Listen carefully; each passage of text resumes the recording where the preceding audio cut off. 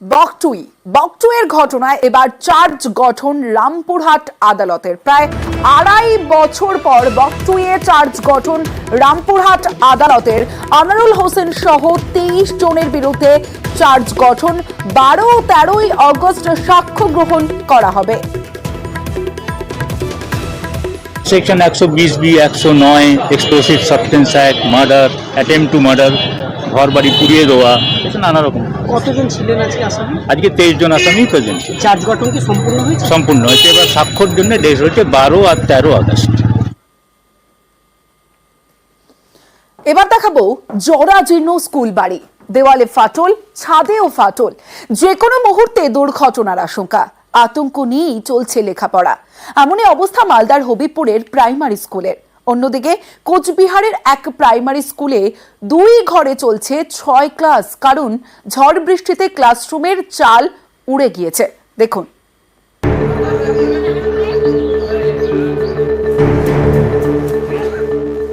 মালদার হবিবপুরের শাহাপুর প্রাথমিক বিদ্যালয়, বেহাল স্কুল বাড়ি।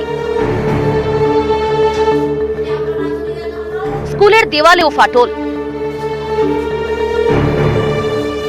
ক্লাসরুমের ছাদেও ফাটল। অনেক জায়গায় দেওয়ালের ফাটল দিয়ে নেমে এসেছে বটের ঝুড়ি। জরাজীর্ণ স্কুলে যে কোনো মুহূর্তে বিপদের আশঙ্কা, আতঙ্ক নিয়েই চলে লেখাপড়া। স্কুল আসতে ভয় গেল,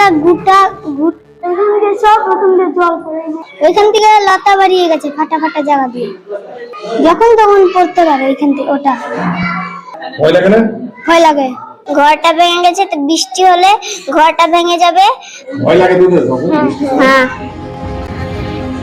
অভিভাবকদের দাবি, 5 বছর ধরে এই স্কুল বেহাল। উদ্বেগ নিয়ে বাচ্চাদের স্কুলে পাঠাতে হয়। স্কুল খুব ভয়ানক অবস্থা, যে কোনো মুহূর্তে যা কিছু হয়ে যেতে পারে। এই অবস্থায় পাঠান কি করবো বলুন? বলতে বলতে তো খাসতে গেলাম, কোনো সুরাহা হচ্ছে না। আমাদের স্কুলের অবস্থায় যে বিল্ডিংটা খুব বাজে অবস্থা, মানে অনেক ওরা অনেক করেছে, অ্যাপ্লিকেশন দিয়েছে।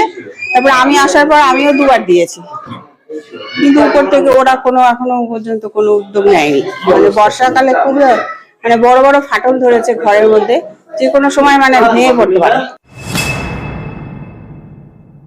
হ্যাঁ, অবশ্যই বিপজ্জনক। এটা বাচ্চাদের বা টিচারদের সবার পক্ষেই এটা বিপজ্জনক। ছবিটা দেখলাম আমি, আপনারা দেখালেন, যেটা আপনাদের মাধ্যমে যেটা দেখলাম।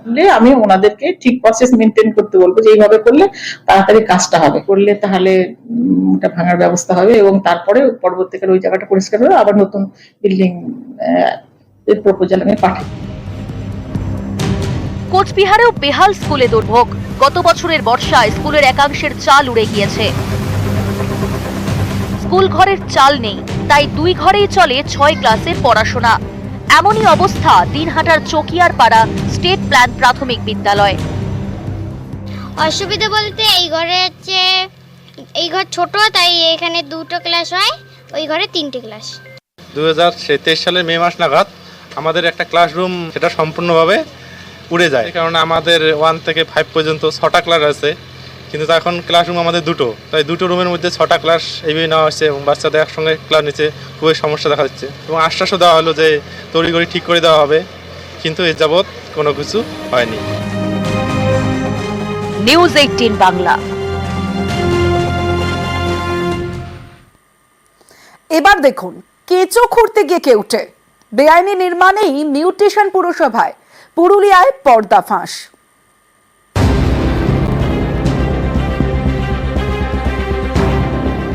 অনুমোদন ছিল G+4 এর, অর্থাৎ 5 তলায়, অথচ 6 তলা ফ্ল্যাট বানিয়ে ফেলেছেন প্রমোটার।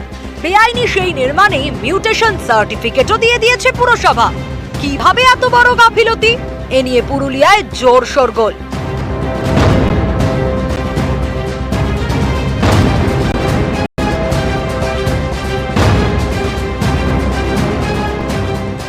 পুরুলিয়ার 23 নম্বর ওয়ার্ড, এখানেই একটি বেআইনি নির্মাণের অভিযোগ তোলেন স্থানীয় বাসিন্দা বসন্ত চট্টোপাধ্যায়। সালটা ছিল 2017।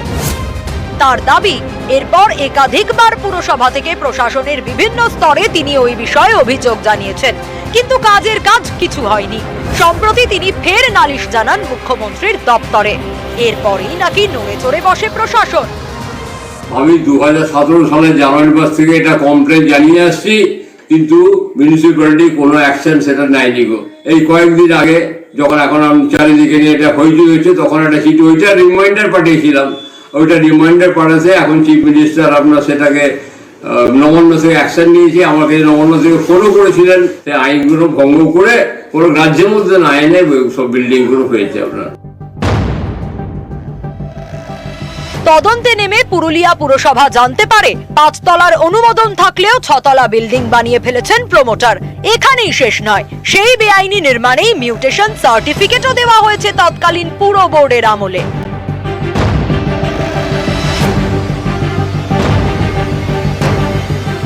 আমাদের যা স্যাংশন, সেই স্যাংশন বহির্ভূত বিল্ডিং কনস্ট্রাকশন হয়ে আছে। যেখানে পৌরসভা স্টপ অর্ডার দিচ্ছে, সেখানে আবার পৌরসভা মিউটেশন দিয়ে ফেলেছে। পৌরসভাকে মিসগাইড করেছেন জয় সিনহা, যিনি ডেভেলপার, সেই নিয়ে ওনাকে শোকজ করা হবে। সেই সঙ্গে আমরা টোটাল ইউডিএম এর ডিপার্টমেন্টের মাধ্যমে সিএমআরওতে আমরা টোটাল রিপোর্ট পাঠাচ্ছি। ডিপার্টমেন্ট যেভাবে সিদ্ধান্ত জানাবেন, ইনস্ট্রাকশন দেবেন, সেইভাবে আমরা পদক্ষেপ গ্রহণ করতে বাধ্য থাকবো। আমার পিরিয়ডে কোনো অ্যাপ্রুভাল পাইনিও, কিন্তু আমার তো কোনো অনুমোদন দেওয়া নেই। যে মেডিটেশনটা করে দেওয়া হয়েছে, সেই মেডিটেশনটা রিভোক করা যেতেই পারে, আইন আছে, এটা চেয়ারম্যান সবসময় রিভোক করতে পারে। যেহেতু ইলিগাল ধরা পড়েছে এখন, সেহেতু রিভোক ইমিডিয়েটলি করা উচিত চেয়ারম্যানের বলে আমি মনে করি। পুরুলিয়া থেকে ইন্দ্রজিৎ মণ্ডল, নিউজ 18 বাংলা।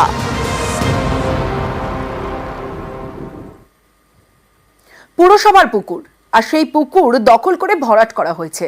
সেই জমি বিক্রি হয়, সেই জমিতে অনেকে বাড়িও করেন। এবার সেই পুকুর পুনরুদ্ধারে উদ্যোগী স্থানীয়রা, আর পুকুরকে পুকুরে ফেরাতে আসরে বিএলআরও।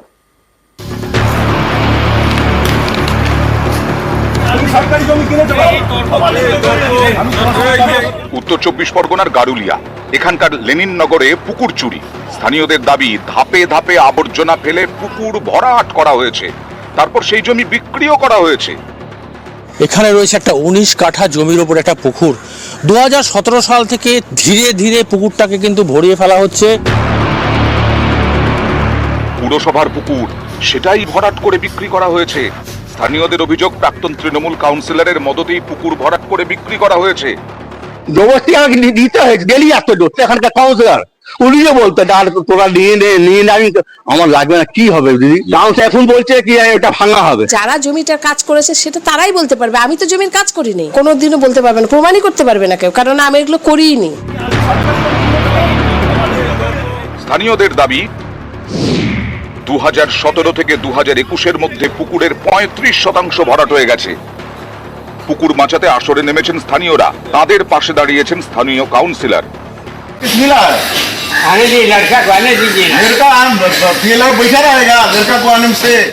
সরকারি জমি কিনেছো? যখন দেখলাম পুকুরটা ভরা যাচ্ছিল, তখন আমরা ক্লাব থেকে এগিয়ে আসলাম, কেস কামারি করলাম, করার পরে পুকুরটাকে আবার ফিরিয়ে আনছি। এলাকার মানুষ চাইছে, কিছু অসাধু লোকরা চাইছে না, তাদের তো কেনা হয়ে গেছে জমি, ফেরত করে আমরা ছাড়বো। পুকুরটা বিগত 2017 সাল থেকে ভরার কাজ চালু হয়েছিল। এই পুকুরটা কিছু মানুষের কাছে ফলস দলিল করে বিক্রিও করা হয়েছে। গারুলিয়া পৌরসভা মিউটেশন তাদের ক্যান্সেল করেছে এবং বিল্ডিং প্ল্যানও ক্যান্সেল করেছে। আমাদের বাড়িটা কিনে না, চলে যাচ্ছে ভাই।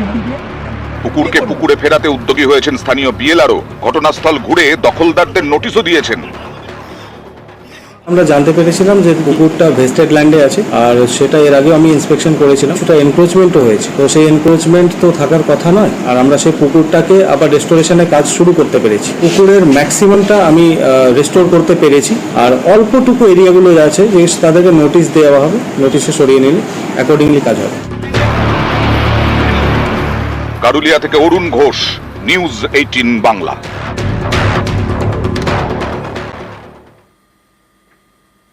খাল তুমি কাল, সেচ দফতরের নাকি জেলা পরিষদের, এতেই খালের সংস্কার নিয়ে দড়ি টানাটানি। থমকে সংস্কার, বর্ষায় ভারী বৃষ্টি হওয়ার আগে চিন্তায় বারাসাত 2 নম্বর ব্লকের মৎস্যজীবীরা।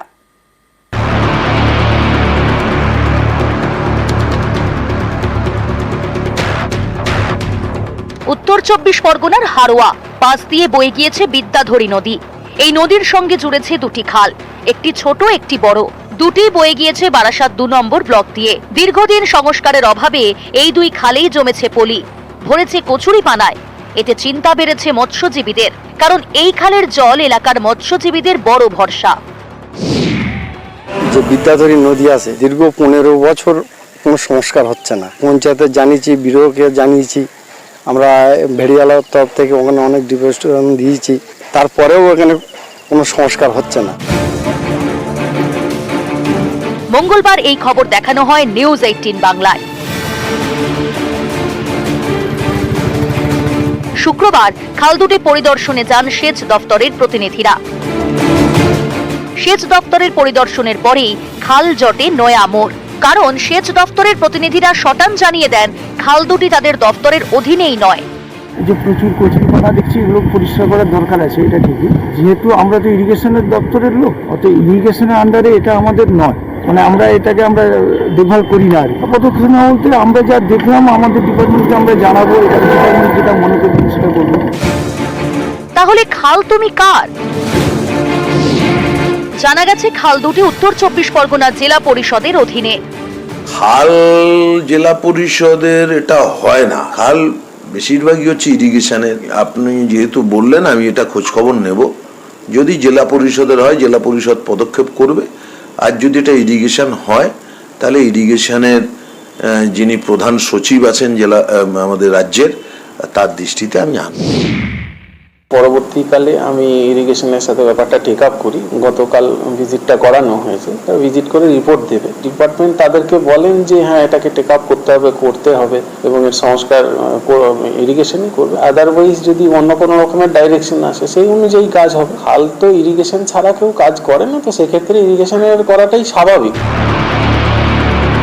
যদিও এসব টানাপোড়েনে মাথা ঘামাতে রাজি নন স্থানীয় মৎস্যজীবীরা। তারা শুধু চাইছেন খাল দুটির দ্রুত সংস্কার। আমাদের কাজ হচ্ছে এই খালটা জোয়ার ভাটা খেলছে না, আমরা বেরিয়ালা প্রচুর ক্ষয়ক্ষতির সম্মুখীন হচ্ছি প্রতি বছরে। তাই আমাদের সরকারের কাছে দাবি, জেলা পরিষদ আর সেচ দপ্তর আমাদের খালটা যাতে সংস্কার হয়। জিয়াউল আলম, নিউজ 18 বাংলা।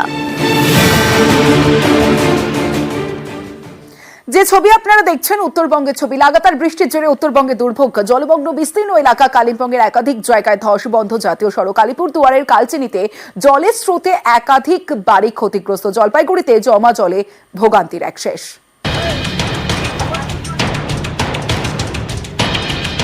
টানা কয়েকদিনের বৃষ্টি, উত্তরবঙ্গের সব নদী ফুঁসছে, জল ঢুকেছে লোকালয়ে। আলিপুরদুয়ারের কালচিনিতে জলের তোড়ে ক্ষতিগ্রস্ত একাধিক বাড়ি। স্রোতের দাপটে ধস নেমেছে কালচিনিতে। এর জেরে অনেক বাড়ির ভিত আলগা হয়েছে। ভুটান থেকে আসা নদীর জলে জলমগ্ন আলিপুরদুয়ারের বীরপাড়া। ডাইভারশনের উপর দিয়েই বইছে নাংডালা নদী। ঝুঁকি নিয়েই চলছে যাতায়াত।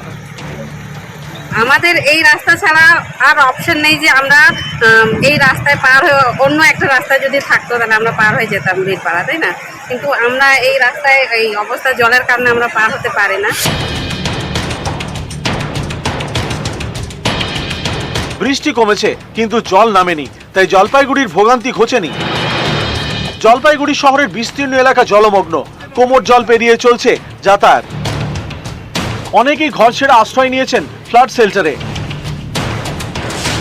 জলযন্ত্রণা জলপাইগুড়িতে পাইথনের আতঙ্ক। বাইরে বৃষ্টি আর ঘরে পাইথন। শুক্রবার ময়নাগুড়ির ব্যাংকান্দি এলাকা থেকে উদ্ধার হয়েছে পাইথন। আমি ঘরে আসিয়া ঢুকলাম, কি এখানে এই সাপ, কি সাপ, তখন আমি দৌড়ে এবার হয়ে চলে গেলাম ঘর থেকে। উত্তরবঙ্গে বৃষ্টির বিরাম নেই। দার্জিলিং থেকে কালিম্পং বৃষ্টি চলছেই। টানা বৃষ্টিতে বিপর্যস্ত কালিম্পং। তিস্তার জল বেড়েছে, জলের নিচে তিস্তা বাজার। ফের ধস নেমেছে বাংলা সিকিম লাইফলাইনের 10 নম্বর জাতীয় সড়কে। শুক্রবার ধস নামে কালিম্পংয়ের 21 মাইলে, বন্ধ হয়ে যায় গাড়ি চলাচল। আমরা শিলিগুড়ি যাওয়ার কথা ছিল, কিন্তু এই যে এরকম বৃষ্টিতে এখন কি করে যাব? সব দিক দিয়ে তো রাস্তা বন্ধ। ওইদিকে কালিম্পংয়ের ওইদিকে লাভা রাস্তা ডিএম বন্ধ করছে, তো আমরা এখানে ফেসে আছি। এখন কতক্ষণে রাস্তা খুলে তারপরে আমরা যাব। বর্ষায় বিপজ্জনক পাহাড়ে মৃত্যু ফাঁদ। পাহাড় থেকে গাড়ির উপর পড়ল পাথর। নর্থ সিকিমে মহিলার মৃত্যু। নিউজ 18 বাংলা।